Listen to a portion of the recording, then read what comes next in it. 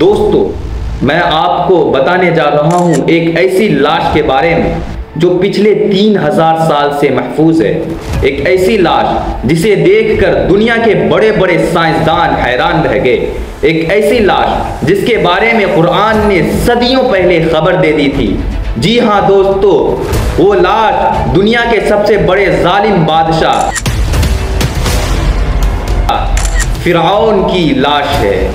وہی فرعون جس نے خدائی کا دعویٰ کیا. لیکن سوال یہ ہے کہ آخر کیوں اللہ تعالیٰ نے فرعون کی لاش کو آج تک محفوظ رکھا؟ کیا وجہ ہے کہ وہ لاش آج بھی مصر کے میوزیم میں موجود ہے؟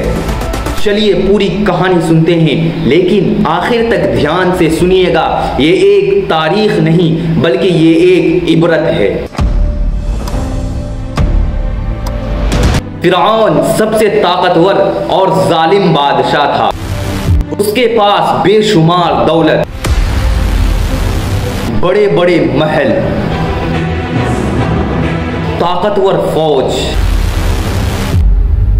سونا چاندی کے خزانے اور ہزاروں سپاہی تھے. لوگ اس کے ڈر سے اسے خدا مانتے تھے. لیکن غرور نے اس کی عقل چھین لی اور کہنے لگا انا ربکم الاعلی، میں ہی تمہارا بڑا رب ہوں.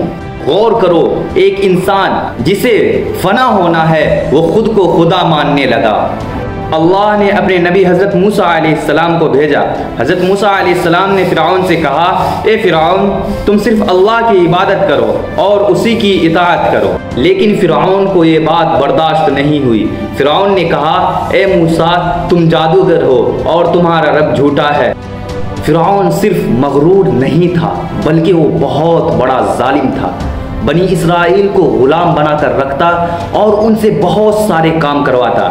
پھر بھی ان کو سکون نہیں ملتی تو ان کے اولادوں کو قتل کر دیتا اور ان کی عورتوں کو چھوڑ دیتا تھا تاکہ غلامی کا سلسلہ ہمیشہ چلتا رہے. مگر یاد رکھو، اللہ کے یہاں دیر ہے اندھیر نہیں. جب ظلم بڑھ جاتا ہے، حد سے تجاوز کر جاتا ہے، تو اللہ کا فیصلہ آ کر ہی رہتا ہے.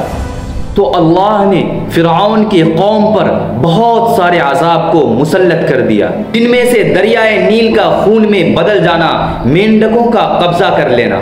پھر حضرت موسیٰ علیہ السلام نے فرعون سے کہا، اے فرعون، تم خدا نہیں ہو، تم صرف اللہ کی عبادت کرو اور اسی کی اطاعت کرو. تو فرعون ہنسنے لگا اور کہا، اے موسیٰ، تم میرے طاقت کے بارے میں نہیں جانتے. میرے پاس بہت بڑے سلطنت ہے، میں بہت بڑا بادشاہ ہوں. پھر فرعون نے کہا، اے موسیٰ، اگر تم سچے ہو تو تم کوئی معجزہ دکھاؤ. تو حضرت موسیٰ علیہ السلام نے اللہ کے حکم سے ایک لاٹھی کو زمین پر رکھا تو وہ اللہ کے حکم سے ایک نہایت خطرناک سانپ میں بدل گیا.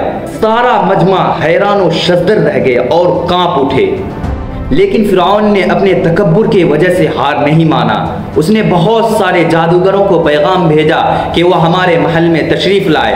پھر جادوگروں نے اپنی رسیاں اور لاٹیاں زمین پر پھینکی تو وہ بہت سارے سانپ میں بدل گئے. تو عصائے موسیٰ، حضرت موسیٰ علیہ السلام کی لاٹھی حرکت میں آئے تو وہ سارے سانپوں کو نگل گیا.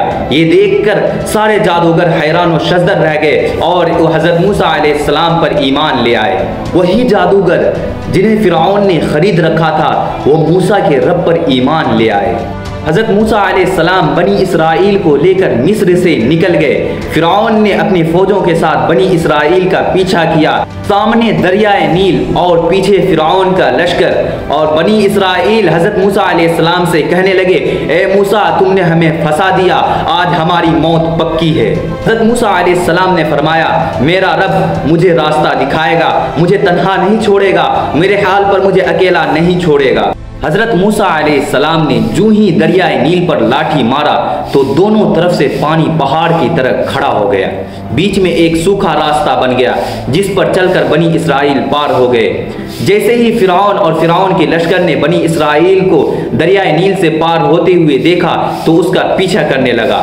جیسے ہی فرعون دریائے نیل کے بیچ میں پہنچا تو اللہ کا حکم آیا پانی کو کہ وہ پانی مل جائے، تو فرعون پانی میں غرق ہونے لگا۔ تو اس نے کہا میں ایمان لاتا ہوں موسیٰ کے رب پر، تو اللہ تعالیٰ نے فرمایا مرنے کے وقت توبہ قبول نہیں ہوتی، تم نے ساری زندگی نافرمانی میں گزار دی اور خود کو کہتے رہے میں ہی سب سے بڑا رب ہوں، میں ہی سب سے بڑا طاقتور ہوں، تو میں تمہاری لاش کو قیامت تک باقی رکھوں گا، دنیا کے لیے عبرت بنا کر رکھوں گا تاکہ تمہیں دیکھ کر ظالم بادشاہ اور ظالم حکمران عبرت حاصل کر سکے۔ اسی لیے فرعون کی لاش کو آج تک محفوظ رکھا گیا ہے، آج تک وہ مصر کے میوزیم میں موجود ہے، اسے کچھ بھی نہیں ہوا، وہ قیامت تک باقی رہے گا انشاءاللہ تعالی۔